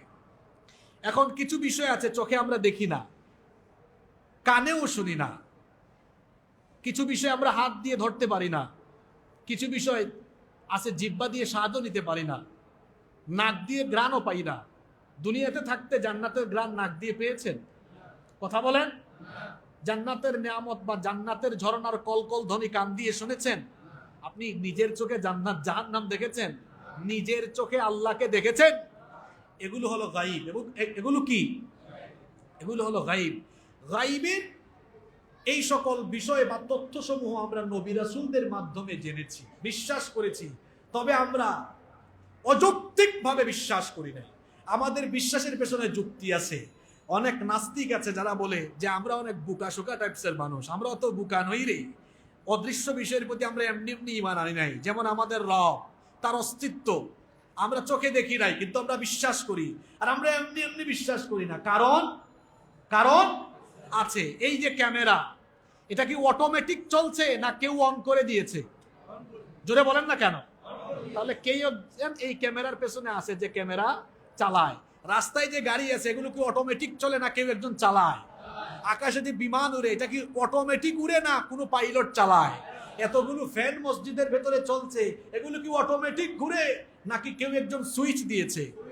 তাহলে সবকিছুর পেছনে যদি কেউ একজন থাকে যিনি পরিচালনা করে, যে সকল নাস্তিকরা স্রষ্টার অস্তিত্বে বিশ্বাস করে না, ওই গন্ডমূর্খ, ওই গাধা, ওই বেকুবদেরকে বলতে চাই, যদি সবকিছু এমনি এমনি না চলে তো মাথার উপরের আকাশ, পায়ের তলার জমিন, এরপরে নদ নদী, সাগর মহাসাগর, উদ্ভিদকুল, পশুকুল, প্রাণীকুল, গাছপালা, তরুলতা, মহাবিশ্ব, এগুলো কি এমনি এমনি পরিচালনা হয় নাকি কেউ একজন আছে?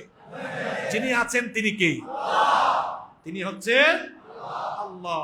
তারপরে ফেরেশতা আমরা দেখি নাই, কিন্তু ফেরেশতার প্রতি আমরা ঈমান এনেছি যে ফেরেশতা আছে, ফেরেশতা আল্লাহর হুকুম মানতে বাধ্য, তারা সব সময় আল্লাহর হুকুম মানে। এই যে বৃষ্টির দায়িত্ব আল্লাহ একজন ফেরেশতাকে দিয়েছেন, ফেরেশতার নাম হলো মিকাইল। ওহির দায়িত্ব দিয়েছেন, ফেরেশতার নাম হলো জিব্রিল। সিংহা বাজানোর দায়িত্ব দিয়েছেন, তার নাম ইসরাফিল।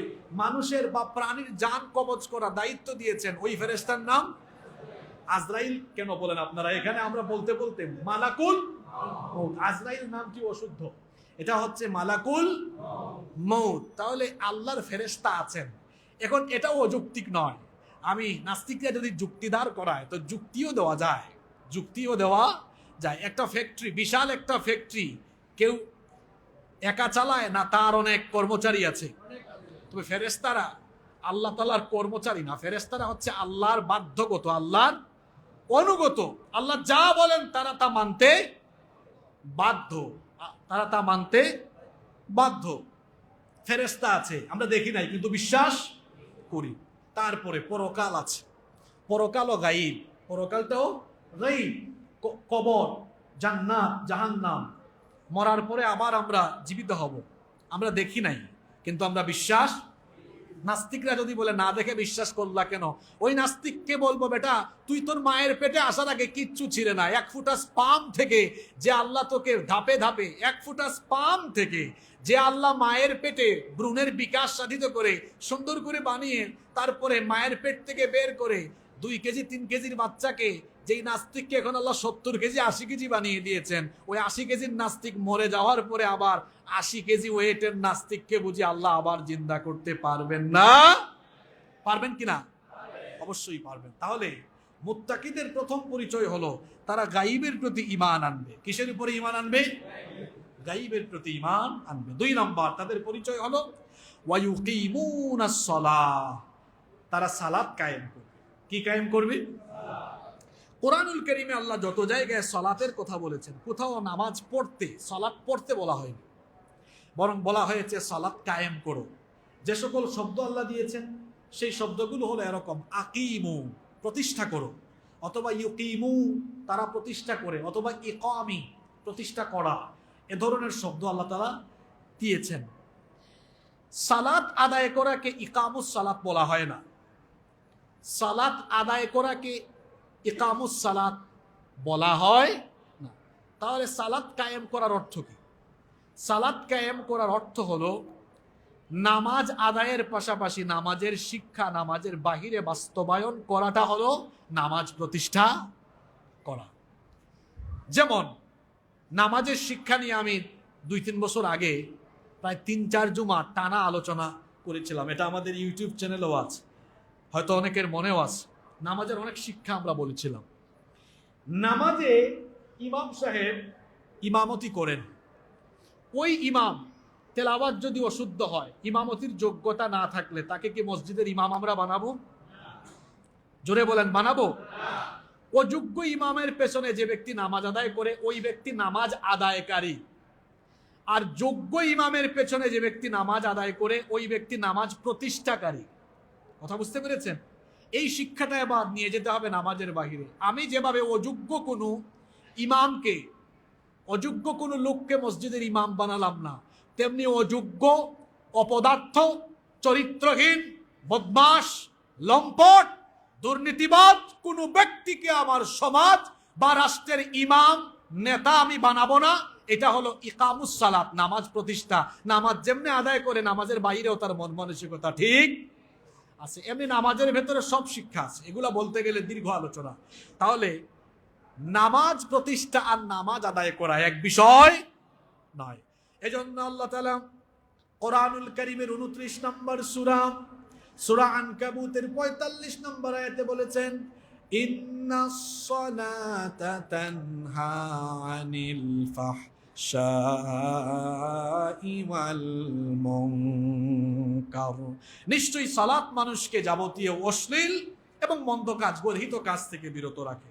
কিছু মানুষ আছে যারা নামাজ আদায় করে মিথ্যা কথা বলে, অন্যায় করে, অপকর্ম করে। কি বলেন, এমন মানুষ আছে না নাই?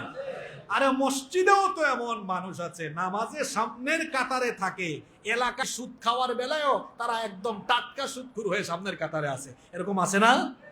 তো নামাজও আদায় করে, গর্হিত অন্যায় অশ্লীল কাজও করে। আর আল্লাহ বলেছেন নিশ্চয়ই নামাজ মানুষকে অশ্লীল কাজ থেকে ফেরায়। আপনারা বুঝবেন নামাজ আদায় আর নামাজ প্রতিষ্ঠার মধ্যে পার্থক্য কি।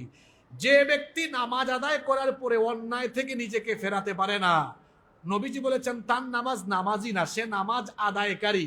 আর যে ব্যক্তি নামাজ আদায়ের পরে অন্যায় থেকে সেফ রাখে নিজেকে, সে নামাজ প্রতিষ্ঠাকারী। সে শুধু নামাজ আদায় করলো না, নিজের মধ্যে নামাজ প্রতিষ্ঠা করলো। আর এই নামাজ প্রতিষ্ঠা শুধু নিজের মধ্যে হবে না, মুত্তাকিদের গুণাবলী হবে এমন, তিনি তার ব্যক্তিগত জীবন থেকে নিয়ে পরিবার, সমাজ, রাষ্ট্র সব জায়গায় তিনি নামাজ কায়েম করবেন।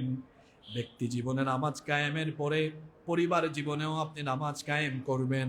এজন্য আল্লাহ তাআলা কোরআনুল কারীমের 20 নম্বর সূরাতুত তাহা এর 132 নম্বর আয়াতে বললেন, ওয়া'মুর আহলাকা বিস-সালাতি ওয়াসতাবির আলাইহা লা নাসআলুকা রিজকান নাহনু নারযুকুকা ওয়াল আকিবাতু লিত-তাকওয়া। আল্লাহ তাআলা বলছেন তুমি তোমার পরিবারকে নামাজের আদেশ দাও এবং এর উপরে অবিচল থাকো, এর উপরে দৃঢ় থাকো। আপনার স্ত্রী, সন্তান, আপনার পরিবারের মানুষকে নামাজের কথা বলা, তাদেরকে নামাজ আদায় করানো, নামাজ প্রতিষ্ঠা করানো, এটা আপনার দায়িত্ব। আপনার সন্তানকে আপনি 7 বছর বয়স থেকে নামাজের তাকিদ দিবেন। এজন্য নবীজি বলেছেন মুরু আওলাদাকুম বিস-সালাতি ওয়া হুম আবনাউ 7 সিনিন। তোমাদের সন্তানের বয়স যখন 7 বছর হয়ে যায় তখন তাদেরকে নামাজের আদেশ দাও। এরপরে ওয়াদ্রিবুহুম আলাইহা ওয়া হুম আবনাউ 10 সিনিন। 10 বছর যখন হয়ে যায় তখন তোমরা তাদেরকে নামাজের জন্য শাসন করো এবং তাদের বিছানাকে তোমরা আলাদা করে দাও। তাহলে 7 বছর বয়স থেকে সন্তানকে নামাজের তাকিদ দেওয়া এটা পিতা মাতার দায়িত্ব। আমরা অনেকেই নিজেরাই নামাজ আদায় করি না, নিজেরা নামাজ প্রতিষ্ঠা করি না, এজন্য পরিবারে আমরা নামাজ প্রতিষ্ঠা করতে পারি না। এটা শরমের ব্যাপার, লজ্জার ব্যাপার। মুত্তাকিদের পরিচয় হলো তারা হবে নামাজ প্রতিষ্ঠাকারী, নিজের মধ্যে, পরিবারের মধ্যে, এমনকি সমাজ এবং রাষ্ট্রের মধ্যে তারা নামাজ কায়েম করবে। এজন্য আল্লাহ তাআলা কোরআনুল কারীমের 22 নম্বর সূরা সূরাতুল হাজ্জের 41 নম্বর আয়াতে বলছেন, আল্লাযীনা ইম্মাক্কান্নাহুম ফিল আরদি আকামুস সালাতা ওয়া আতাউজ যাকাতা ওয়া আমারু বিল মা'রুফি ওয়া নাহাউ আনিল মুনকার ওয়ালিল্লাহি আকিবাতুল উমুর। আর আমি যাদেরকে দুনিয়াতে ক্ষমতা দান করব, 1 নম্বরে তারা নামাজ কায়েম করবে। মুমিনরা ক্ষমতায় গেলে তারা 1 নম্বরে নামাজ কায়েম করবে। যদি ক্ষমতাসীন ব্যক্তিগুলো নামাজি হয়, ওই নামাজি ব্যক্তিদের দ্বারা কি অপকর্ম হওয়া আর সম্ভব নাকি সম্ভাবনা কম? সম্ভাবনা। থানার ওসি সাহেব যদি আজান হওয়ার পরে ওসি সাহেব নিজেই ইমাম হয়ে থানার ভেতরে নামাজ আরম্ভ করে দেন, ওই ওসি কি ঘুষ খাবে? আমাদের দেশে তো এমন বহু ওসি আছে, বহু এসআই আছে, বহু এসপি আছে, চাকরি করেছে 5-7 বছরে, বাপ রে বাপ, অঢেল সম্পদের মালিক। হ্যাঁ, আর যদি একদম উপরের চেয়ারে যাইতে পারে তো নজিরবিহীন কাণ্ড বেনজিরের মতো ঘটায় দেবে। ঠিক না বেঠিক? যে সম্পত্তি কামিয়েছে এই বেনজিরের মতোই, বেনজিরের। তো বলছিলাম, যদি নামাজ কায়েমকারী হয়, নামাজ প্রতিষ্ঠাকারী হয়, তো অপরাধ অপকর্ম সংগঠিত হওয়ার সম্ভাবনা অনেকটাই কমে যায়। তো নামাজ প্রতিষ্ঠা করা এটা হলো মুত্তাকিদের অন্যতম একটি গুণাবলী। এটা তাদের কয় নাম্বার গুণ? 2 নাম্বার। 3 নাম্বার হলো আল্লাহ তাআলা বলছেন মুত্তাকিদের 3 নাম্বার গুণাবলী হলো, পরিচয় হলো ওয়া মিম্মা রাযাকনাহুম ইউনফিকুন। আমি তাদেরকে যে রিজিক দিয়েছি সেগুলো থেকে তারা আল্লাহর পথে ব্যয় করবে। আমাদের যত সম্পদ আছে সবই রিজিক। এগুলো দিয়েছেন কে? আপনার ব্যাংক ব্যালেন্স, আপনার টাকা পয়সা, সহায় সম্পদ যা আছে সব আপনাকে দিয়েছেন কে? আল্লাহ। আজকে এখন মারা যান, আপনার কোনো উপকারে আসবে? শোনেন, যারা সম্পদের নেশায় পাগল হয়ে আছেন, এখন মারা যান, সম্পদের জায়গায় আপনার কোনো কাজেই লাগবে? গাড়ির জায়গায়, বাড়ির জায়গায়, ফ্যাক্টরির জায়গায়, সঞ্চিত গচ্ছিত জমা করা সব অর্থ তার নিজের জায়গায়, আপনি এগুলো নিয়ে যেতে পারবেন? মুত্তাকিদের পরিচয় আল্লাহ দিচ্ছেন, এরা অর্থ পূজারী, সম্পদ পূজারী হয় না, এরা দুনিয়া লোভী হয় না, এরা সংকীর্ণ মনা হয় না, এরা কৃপণ হয় না, ধন সম্পদ কিপটামি করে জমায় না, আবার এরা অপব্যয়কারীও হয় না। টাকা পয়সা আছে বলে অপব্যয় করে। একটা হলো অপচয় আর একটা হলো অপব্যয়। অপচয় হলো আমার প্রয়োজন নাই তাও আমি এক জায়গায় বেশি খরচ করছি, আর অপব্যয় হলো খারাপ পথে ব্যয় করা। যেমন টাকা আছে বলেই ক্যাসিনোতে যাওয়া, জুয়া খেলা, বাজে জায়গায় গিয়ে টাকা নষ্ট করা, এটাকে বলেই অপব্যয়। মুত্তাকিদের পরিচয় হলো আল্লাহ তাদেরকে যে সম্পদ দিয়েছেন সেগুলো তারা গচ্ছিত রাখে না, সেগুলো তারা কৃপণতা করে জমায় না, অপচয় করে না, অপব্যয় করে না। তাহলে তারা কি করে? আল্লাহ তাআলা সূরা ফুরকানের 67 নম্বর আয়াতে বলেছেন, ওয়াল্লাযীনা ইযা আনফাকু লাম ইউসরিফু ওয়া লাম ইয়াকতুরু ওয়া কানা বাইনা যালিকা কাওয়ামা। কি চমৎকার কথা! এরা অপচয় করে না, অপব্যয় করে না, মাঝামাঝি থাকে, মধ্যম পন্থা অবলম্বন করে। মুফাসসিরিনে কেরাম এর ব্যাখ্যায় বলছেন, মধ্যম পন্থা মানে হচ্ছে আল্লাহ যেটুকু অর্থ সম্পদ দিয়েছেন সেটা নিজে এবং নিজের পরিবারের প্রয়োজন অনুযায়ী ভোগ করে যা থাকে সেটা তারা নিজের নিকটাত্মীয়, আত্মীয় স্বজন, পাড়া প্রতিবেশী আর দ্বীনের রাস্তায় সেগুলো তারা ওয়াকাতরে বিলিয়ে দেয়। সুবহানাল্লাহ।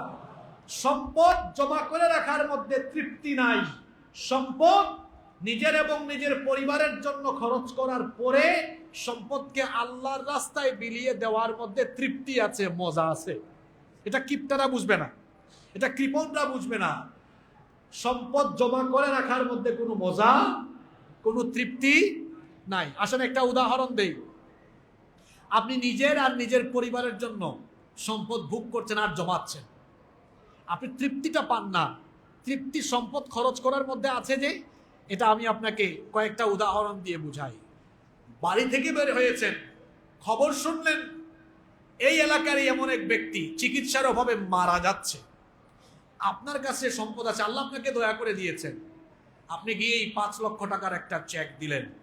এটা দেওয়ার পরে দেখবেন ওই অসুস্থ ব্যক্তি এবং তার পরিবারের প্রত্যেকটা সদস্যের মুখে যে হাসি নিজের চোখে দেখবেন, এই হাসি দুনিয়ার সম্পদ দিয়ে আপনি কিনতে পারবেন না। ঠিক আছে কথা? এজন্য বলেছি সম্পদ জমায় রাখায় তৃপ্তি নাই, সম্পদ খরচ করায় তৃপ্তি আছে। একটা এতিম মেয়ের, আপনার সম্পদ আছে তো এতিম মেয়ের বিয়ে নিজের টাকায় দিয়ে দেখেন, কি তৃপ্তিটা আপনি পাবেন।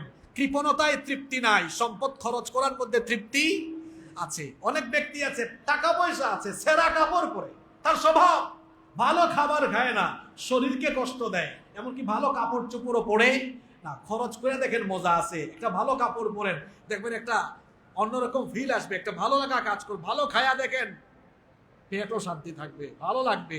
এজন্য বলেছি সম্পদ জমায় রাখায় তৃপ্তি নাই, সম্পদ খরচ করায় তৃপ্তি। কার জন্য জমান আপনি? হ্যাঁ, কার জন্য জমান? এখন মারা যান, আপনার কষ্ট করা জমিয়ে রাখা সব রেখে গেলেন, নিজে ভোগ করতে পারলেন না। আপনি যতটুকু আছে নিজে ভোগ করেন, ভোগ করার পরে যা আছে সব অকাতরে আল্লাহর রাস্তায় বিলিয়ে দেন, আল্লাহর পথে বিলিয়ে দেন। আল্লাহর পথে এভাবে সম্পদ খরচ করে যারা মুত্তাকি হলো তারা, আল্লাহ আমাদেরকে এইরকম মুত্তাকি বানিয়ে দাও।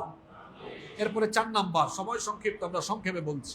4 নাম্বার গুণাবলী হলো মুত্তাকিরা আল্লাহর নাজিল করা এই কিতাবের উপর ঈমান আনবে। এমনকি পূর্বে যত কিতাব নাজিল হয়েছে সেগুলোর উপরেও তারা ঈমান আনবে।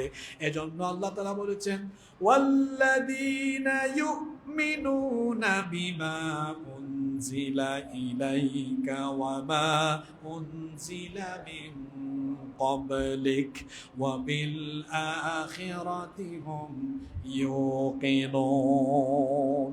আর মুত্তাকি হলো তারা যারা আপনার উপরে যা নাজিল করেছি, আল্লাহ নবীজিকে বলছেন, আপনার উপরে যা নাজিল করেছি এগুলোর উপরে তারা ঈমান আনে, এবং আপনার পূর্বে যা নাজিল হয়েছে তাওরাত, জাবুর, ইনজিল, বিশ্বাস করে তারা এগুলো আল্লাহ নাজিল করা কিতাব, যদিও সেই কিতাবের শরীয়ত, হুকুম, আহকাম এগুলো রহিত হয়ে গিয়েছে, কিন্তু বিশ্বাস করি এগুলো কার তরফ থেকে এসেছে।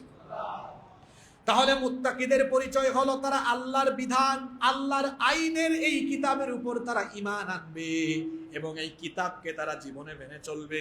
শুধুমাত্র এই কিতাবকে ধর্মীয় কিতাব, ঝাড়ফুকের কিতাব, মোল্লা মৌলবীদের কিতাব মনে করবে না, ঈমান আনবে পরিপূর্ণ ঈমান, কোনো প্রকার সন্দেহ রাখবে না। এখন আপনাদের প্রশ্ন হতে পারে, হুজুর ঈমান আনার পরে কি সন্দেহ থাকতে পারে? একজন মানুষ কোরআনের আইন মেনে নামাজ আদায় করলো, কারণ নামাজের কথা কোরআনে আছে না নাই? কোরআনের আইন মোতাবেক নামাজ আদায় করে, কোরআনের আইন মোতাবেক রমজান মাসে রোজা রাখে, কোরআনের আইন মোতাবেক যাকাত দেয়, কোরআনের আইন মোতাবেক হজ করে, কিন্তু কোরআনের আইন দিয়ে পরিবার চালায় না, কোরআনের আইন দিয়ে রাষ্ট্র চালায় না, কোরআনের আইন নিয়ে অর্থনীতি চালায় না। তাহলে বলেন তো, আল্লাহর আইনের কিতাব পরিপূর্ণ মানলো না অর্ধেক মানলো? কথা বলেন না কেন? পরিপূর্ণ মানলো না, অর্ধেক মানলো। কারণ ব্যবসা প্রতিষ্ঠানে আল্লাহর আইনগুলো মানে না, সুদ খায়, ঘুষ খায়, রাষ্ট্র পরিচালনায় কোরআন মানে না, অর্থ ব্যবস্থায় কোরআন মানে না, বিচার ব্যবস্থায় কোরআন মানে না। তাহলে সেই লোকটা কোরআনের প্রতি এখনো পূর্ণাঙ্গ ঈমান আনতে পারলো? এজন্য আল্লাহ তাদেরকে উদ্দেশ্য করে সূরা বাকারার 85 নম্বর আয়াতে বলছেন, আফাতুমিনুনা বিবাদিল কিতাবি ওয়া তাকফুরুনা বিবাদ। তবে কি তোমরা এই কোরআনের কিছু বিষয়ের উপর ঈমান এনেছো, আর কিছু বিষয়কে তোমরা সন্দেহ করছো, কিছু বিষয়ের উপর ঈমান এখনো আনো নাই? যদি তোমরা এমনটা করো তাহলে বান্দা শোনো, ফামা জাযাউ মান ইয়াফআলু যালিকা মিনকুম ইল্লা খিzyun ফিল হায়াতিদ দুনিয়া। যারা এইভাবে করে কোরআনের অর্ধেক মেনে অর্ধেক মানে না, আল্লাহ বলছেন দুনিয়াতে এরা হবে লাঞ্ছিত, অপমানিত, অপমানের জীবন তারা পাবে। শুধু তাই নয়, ওয়া ইয়াউমাল কিয়ামাতি ইউরাদ্দুনা ইলা আশাদ্দিল আযাব। আর আখিরাতে তাদেরকে কঠিন শাস্তির সম্মুখীন যিনি করবেন তিনি কে? এখন এই ধরনের মানুষ এই মসজিদে বসে আছেন, আপনি নিজের সঙ্গে মিলান। আপনি কোরআনের আইন মোতাবেক নামাজ আদায় করেন, কোরআনের আইন মোতাবেক হজ করেন, কোরআনের আইন মোতাবেক আপনি যাকাত আদায় করেন, কোরআনের আইন মোতাবেক কুরবানি করেন, কোরআনের আইন মোতাবেক আপনি রমজানের রোজা রাখেন, কিন্তু কোরআনের আইন মোতাবেক আপনি অর্থনীতি চালাতে পারেন না। এমন কি আপনি এমন কপাল পুরা কোরআনের আইন মোতাবেক আপনি রাজনীতি করতে পারেন না। কারণ কোরআনে কারিমে বলা আছে, একজন মুমিন কখনো মানুষের তৈরি করা আইন মানবে না, মানুষের তৈরি করা আইন প্রতিষ্ঠায় সে শামিল হবে না, সেরকম কোনো আন্দোলনে শামিল হবে না। বরং একজন মুমিন, একজন ইমানদার নবীদের কর্মপন্থা অনুসরণ করে এই জমিনে যার আইন কায়েমের জন্য কাজ করবে তিনি কে? নিজের সঙ্গে মিলান তো। শুধু সুবহানাল্লাহ পড়ে পড়ে বাড়ি চলে যাচ্ছেন, এই আয়াতগুলোর আমল করার চেষ্টা করতে হবে। হ্যাঁ, মুত্তাকি হওয়াকে এত সোজা? এই কোরআনের প্রতি পরিপূর্ণ আইন মানতে হবে। কোরআনের আইনের বাহিরে অন্য কোনো আইন দিয়ে আমার জীবন পরিচালিত হতে পারে। মুত্তাকিদের 5 নাম্বার গুণাবলী এখানে আল্লাহ বলছেন। তাদের 5 নাম্বার গুণাবলী হলো ওয়াবিল আখিরাতি হুম ইউকিনুন। আখিরাতের প্রতি তারা ইয়াকিন রাখে, বিশ্বাস রাখে, দৃঢ় বিশ্বাস। আখিরাত আছে না নাই?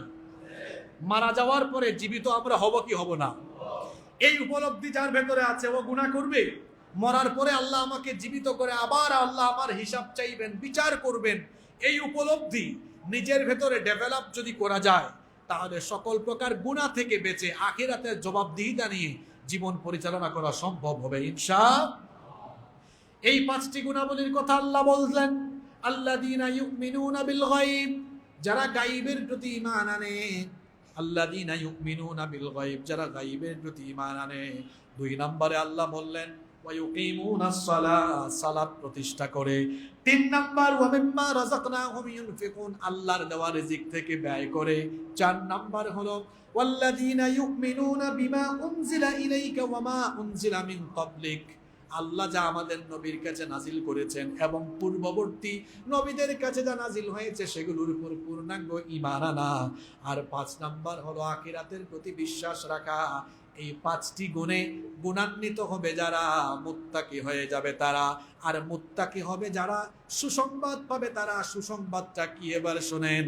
পরের আয়াত 5 নাম্বার আয়াতে আল্লাহ সুসংবাদ দিলেন, এই 5টি গুণে যদি তোমরা গুণান্বিত হতে পারো, উলাইকা আলা হুদাম মির রাব্বিহিম ওয়া উলাইকা হুমুল মুফলিহুন, তারা তাদের পালনকর্তার রবের নির্দেশিত সঠিক পন্থায় আছে। তারা কারা? 5টি গুণে গুণান্বিত। ওয়া উলাইকা হুমুল মুফলিহুন, আর সফল কাম হলো তারা। সুবহানাল্লাহ। তাহলে আজকের সূরা বাকারার এই প্রথম 5টি আয়াত থেকে আমরা মুত্তাকিদের কয়টা পরিচয় জেনেছি, কয়টা বৈশিষ্ট্য জেনেছি? 1 নাম্বার কিসের উপর ঈমান আনা? জোরে বলেন। গায়বের উপর ঈমান আনা। 2 নম্বরে কি প্রতিষ্ঠা করা? জুমার নামাজ প্রতিষ্ঠা করে চলে যাবেন, আসরের নামাজে আসবেন তো? আওয়াজ তো ছোট হয়ে গেল। আসবেন তো? মরার আগ পর্যন্ত নামাজ আমরা ছাড়বো না। 3 নাম্বার সম্পদ, ওই যে বললাম জমিয়ে রাখায় তৃপ্তি নাই, খরচ করায় তৃপ্তি আছে। খরচ করবো কার পথে? আল্লাহর পথে। জমায়েন না, জমানোতে কোনো মজা নাই। নবী রাসূলরা সাহাবীরা সম্পদ জমাইতেন না, খরচ করতেন। যদি কেউ সম্পদ পান আল্লাহর তরফ থেকে, মনে করবেন আল্লাহ আমাকে সুযোগ দিয়েছেন খরচ করার জন্য, আল্লাহর পথে দান করার জন্য। এটা বাহাদুরি করিয়েন না যে আল্লাহ আমাকে কোটিপতি বানিয়েছেন। যদি কোটিপতি বানান তো আপনি শুকরিয়া করবেন, মাশাআল্লাহ, আলহামদুলিল্লাহ, আল্লাহ আমাকে দিয়ে তার অসংখ্য বান্দাদের খেদমত এবং আল্লাহ আমাকে দিয়ে তার দ্বীনের খেদমত করানোর দয়া করেছেন। সুবহানাল্লাহ। 4 নাম্বার, এই কোরআনের প্রতি পূর্ণাঙ্গ ঈমান এনে কোরআনময় জীবন পরিচালনা করব ইনশাআল্লাহ। 5 নাম্বার, আখিরাতের ফিলিংস নিয়ে, আখিরাতে আল্লাহ আমাকে ধরবেন, এই ফিলিংস নিয়ে আমরা দুনিয়ার জীবন পরিচালনা করব। তাহলে আমাদেরকে সফল কাম করে দিবেন কে? এই 5টি গুণে গুণান্বিত আমরা হওয়ার জন্য চেষ্টা করব ইনশাআল্লাহ। আমরা আগে থেকেই ঘোষণা দিয়ে রেখেছি এই আলোচনা ধারাবাহিকভাবে চলবে। আগামী জুমায় আমরা 6 নম্বর আয়াত থেকে আলোচনা শুরু করবো ইনশাআল্লাহ, এবং প্রতি জুমায় আমরা আজানের পরপরই আলোচনা শুরু করব। যেহেতু সবাই আগে চলে আসেন, আলোচনা আগে শুরু হবে, আগে ভাগে শেষ হয়ে যাবে ইনশাআল্লাহ।